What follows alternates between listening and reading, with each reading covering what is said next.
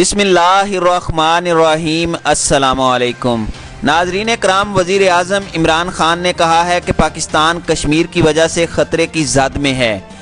امن جنوبی ایشیا کے لیے بہت ضروری ہے۔ دو ایٹمی طاقتوں کے درمیان کشیدگی کہاں جا سکتی ہے کسی کو علم نہیں۔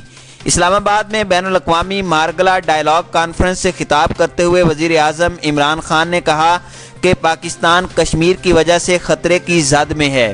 مقبوضہ کشمیر میں کرفیو لگے 100 دن سے زائد عرصہ گزر چکا ہے۔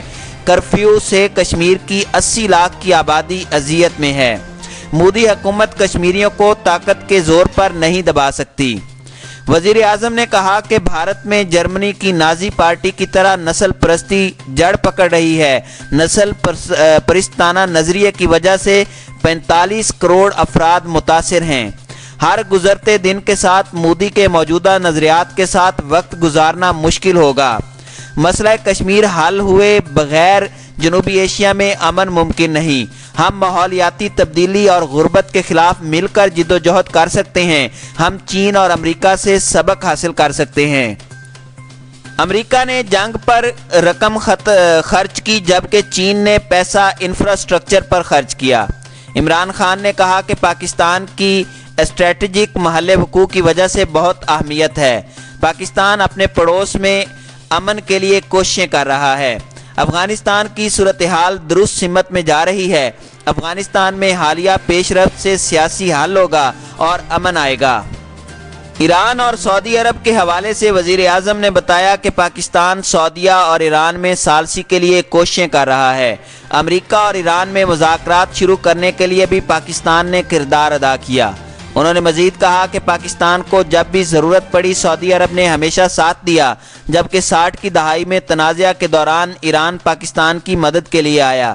پابندیاں اٹھی تو ایران خطے کی اہم اقتصادی طاقت بن کر ابھر سکتا ہے۔ ایران کے اہم اقتصادی طاقت بننے سے پاکستان کو فائدہ ہوگا۔ وزیر اعظم عمران خان نے کہا کہ بھارت میں ہندوتوا نظریہ مسلمان اور دیگر اقلیتوں کے لیے خطرہ ہے۔ پاکستان نے دہشت گردی کے خلاف جنگ میں بہت قربانیاں دیں اور اس جنگ میں صف اول کا کردار ادا کیا، لیکن یہ جنگ پاکستان کے لیے تباہ کن ثابت ہوئی۔ ہم نے سیکھا کہ پاکستان آئندہ کسی جنگ کا حصہ نہیں ہوگا اور اب کسی تنازع کا حصہ بننے کی بجائے مصالحانہ کردار ادا کرتا رہے گا۔ وزیر اعظم نے کہا کہ امریکہ نے جنگوں پر کئی ٹریلین ڈالر جھونک دیے، لیکن اس کے برعکس چین اپنا پیسہ جنگ کی بجائے عوام کی ترقی پر خرچ کرتا ہے۔ پچھلے 20 سال میں چین نے جو ترقی کی ہم اس سے سبق سیکھ سکتے ہیں۔ کاروبار کو آسان بنانے کے لیے اقدامات کر رہے ہیں۔ غیر ملکی سرمایہ کاروں کے لیے ویزے میں نرمی سمیت کئی اصلاحات کی ہیں۔ پہلے دہشت گردی کی وجہ سے بیرونی سرمایہ کار آنے کے لیے تیار نہیں تھے، لیکن اب دنیا بھر سے سرمایہ کار پاکستان آ رہے ہیں۔ معزز ناظرین کرام، مقبوضہ کشمیر میں ہونے والے بھارتی فوج کے مظالم کسی سے ڈھکے چھپے نہیں رہے۔ دنیا بھر کی ہیومن رائٹس کی تنظیمیں اپنی رپورٹس میں مظلوم کشمیریوں پر بھارتی افواج کے ظالمانہ اور جابرانہ ہتھ کنڈوں کا مسلسل ذکر کرتی رہی ہیں۔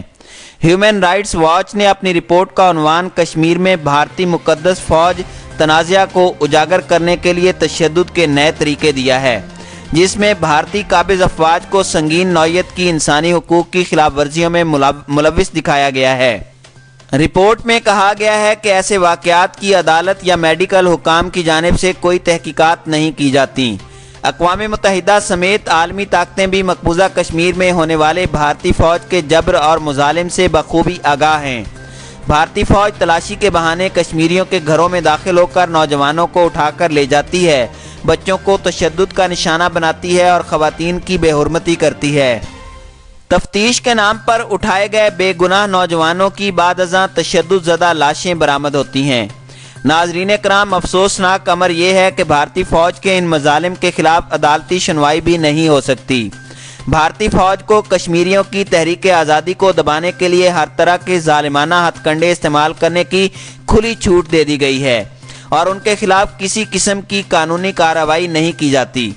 حال ہی میں ایک بھارتی چینل کے ٹی وی مذاکرے میں سابق بھارتی جنرل ایس پی سہنا جو اب بی جے پی کا رہنما ہے، اس نے بے حسی اور بے شرمی کا مظاہرہ کرتے ہوئے مقبوضہ کشمیر میں بھارتی قابض فوج کے ہاتھوں کشمیری خواتین کی عصمت دری کی وکالت شروع کر دی ہے۔